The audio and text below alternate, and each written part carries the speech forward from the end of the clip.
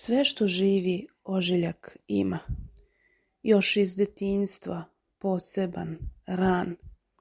Da nisam pesnik, ja među svima bio bih hulja i lopov znan.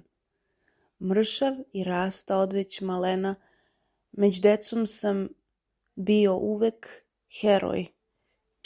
Često nosa razbijena vraćao sam se pod krov svoj. Uplošenoj majci, kad pred nju banem, reč ceđah u usne krvavo tmaste.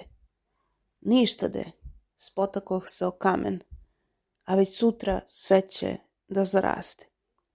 Pa i sada, kada se bez traga onih dana krv vrela smirila, nespokojna neka drska snaga na poeme moje se izlila, na već zlatne literarne hrpe, i u svakom retku što se vije ogledaju se nekadašnje crte Kavgadžije, Nemirka i Delije, koji nekad imam hrabrost mušku, al nov korak moj se drukče sluša.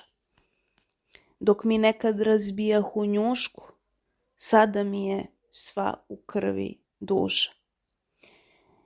Ne velim više majci okrvavljen, već tom šljamu upućujem glase. Ništade, spotakoh se o kamen, a već sutra sve će da zaraste.